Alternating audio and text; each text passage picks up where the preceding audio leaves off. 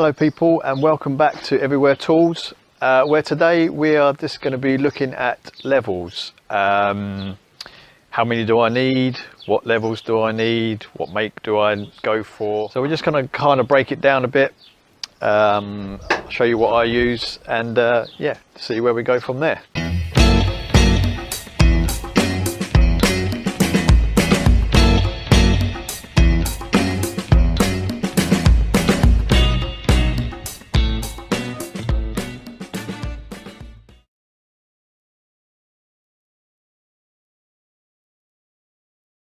We're going to carry on the theme a bit.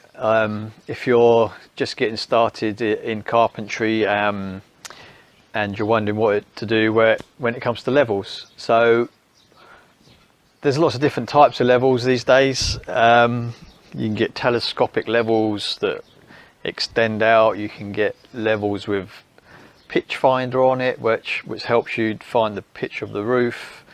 There's all sorts of different types of laser levels. Yeah, so I was just going to go through this is what I use really, and just see if that kind of helps you. So basically the first one I use is a 2-foot level, which this one is a Stanley Fat Max. Yeah, 2-foot level, really handy. Use it for all sorts of things. Probably the number one thing I use it for is for when I put door linings in, to see if the head of the door line is level or not. That's probably, yeah, I used it a lot for that. But then also all sorts of things for kitchen fitting, small spaces where you need a little level. That's what I use for that. And then my next level is a 6-foot level, which again, this one is a Stanley Fat Max. Yeah, gets used for all sorts of things again. Typically for doing door linings with, making sure they're upright and whatnot. Again, kitchen fitting, and also it gets used a lot just as a straight edge, for marking with, for cutting along, cutting Celotex with. So it's really handy as a straight edge as well. So you can get lots of different makes these days. I mean, I got these are Fat Max, these ones, just because they're on offer as a pair, so I bought them. Before that, traditionally I normally use Stabila, a good make of levels, and kind of, you know it's like when you start off and you get a certain brand, you kind of stay with that. So Stabila is probably one of the ones that I normally use, but like I say, these come up in offer, and they're pretty sturdy, to be honest. They're pretty good. Yeah, pretty solid levels, so I'm really happy with those. Then there's also loads of different makes these days. There's a load of Milwaukee ones you can get. Stanley do lots of different ranges. But yeah, I'd just say find a decent make really. You can get like in a pack these days, which are quite good, where it comes with a 6-foot level, 4-foot level, 2-foot level. I think some of them you get a little boat level in it. They're pretty decent. They come in a pouch, which are pretty good. So if you're just starting out and you're not quite sure what ones you need, and you feel like you want to get a whole range, then you can get the whole pack. So the last level that I use is this in here, which is a laser level. This one is a dewalt. It's a dw087, which I've had for quite a few years now. So it comes with this sort of fixed bracket with a really strong magnet on the back, which you can stick to anything metal. So it will stick to it will stick to plaster beads, like metal plaster beads on a wall. You can actually stick it to that, which is really handy if you're doing internal work. It will stick to steels or anything metal really, which is brilliant. And then also it comes with this bracket that you can put a screw through, and you can fix that to timber, and then this just fits on the bracket and slides up and down. Yeah, it gives you quite a bit of distance on it. So I have to say that this tool is probably, for me, one of the best tools that I've bought. Just for the simple fact that it's just made life so much easier as a carpenter. I just find myself using this all the time now at work.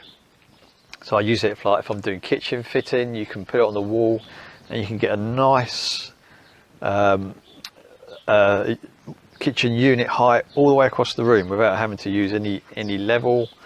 In fact, what I like to do is, like when you get the kitchen units, like a rigid carcass, they come with no feet on, so you can turn them upside down, you put the feet on and they sort of wind up and down. And traditionally you'd have to turn them back over, and if you've marked the wall you'd have to lay on your belly and turn and keep twisting them till you get to the right height. But with this laser level, because it's always on, I turn the unit upside down roughly in the place that I'm going to put it, then I fix the legs on, and then I wind them up until I see it hit the laser line, and then I turn it back over.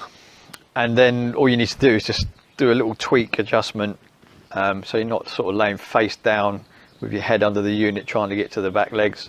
So it's really handy for that. I use it for floor joists, whereas, you know, in the old days you'd have to mark the walls around with your level on a pencil. But yeah, you set the laser up down one end, it pings a nice line right across the two walls or the three walls that you're going to, and then you start at the far end, you lay your first floor joist, fixing it however you're going to fix it, on hangers or whatever, and then you work your way back to the laser and you get it flat every time. You don't have to level it across with your level, there's no string lines involved, so it's absolutely brilliant for that. Also the same for stud walls. You can always get a nice straight line for your studs. We've just done a barn conversion, and the stud wall sort of went right up to the apex of the roof on some of it, and it's about, well, I think the timbers we had were like 5 meters long, and it was still higher than that. And we used the laser level just to get a line right down the building, whereas before, if, you know, you're using your 6 foot level, the first 2 meters might be level, but then, you know, you've got another 3 meters above that or whatever, which could be bowing in and out, and your wall at the top, you know, it could be out a long way. But with a laser, you just know that you're going to get a perfectly straight line, so it's absolutely brilliant for that. Yeah, so I use it all the time, even for leveling floors. Like if I'm doing a kitchen and you want to find which is the highest point in the kitchen, then you can just set the laser up at whatever height and just measure down with the tape measure. You can find the highest point and you can start from there, or you can start from the lowest point. You can do whatever you want like that. So I'd have to say, if you are starting out and you're thinking, what sort of levels do I need? If you can splash out a little bit, then I'd recommend getting a laser level. Again, the laser levels have kind of taken over quite a bit now, and there's so many different ones you can get. As I say, I've had this one for quite a while now. It's just a dewalt one. The thing I like about this one is when it's up against the wall, the laser actually shines backwards, so it hits the wall behind it, whereas some lasers are kind of angled that way, so they hit the ceiling and the wall in front of it, but they don't kind of arc around, which this one does. Yeah, as I say, dewalt do a few different ones now. They also do one that's got a rechargeable battery that clips to it. So, but yeah, this one I'm more than happy with. Again, these are becoming cheaper and cheaper, these ones, because there's different types coming out all the time. Like anything, there's always some things you don't like. I'd say now I know there's one that's got a rechargeable battery. I'd say that the downside to this is it takes AA batteries, which obviously are going to run out, you know, after a while. So you got always keep like a supply of batteries on board. And yeah, really that's probably about the only thing that's a bit of a disadvantage.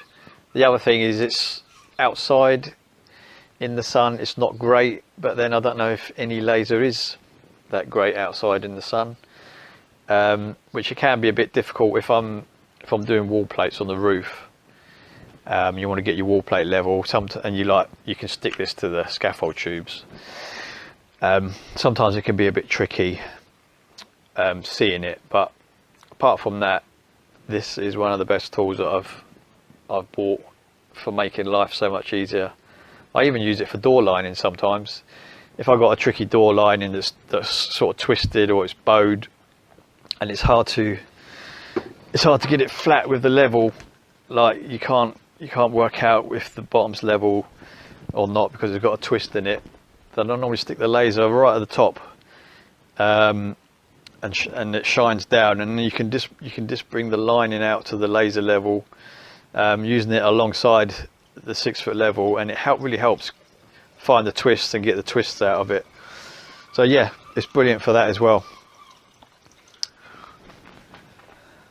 So I hope that's kind of helped you out a little bit, knowing what lasers to get and what you need, and the fact that if you can afford to buy a laser level if you're starting out, I'd really recommend it.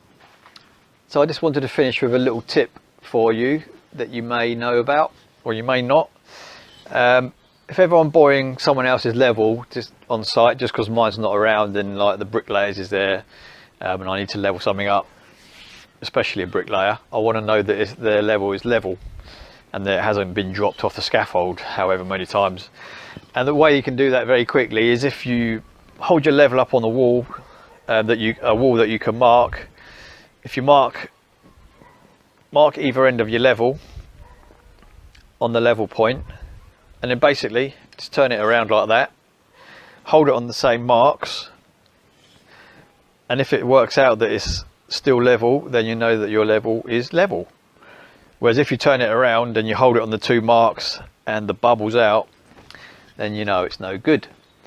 And then you give the bricklayer his level back, and then you go and get your own, which you know is going to be level because you have done that. So I hope that's helped you out, and we will see you next time on Everywhere Tools. Take care.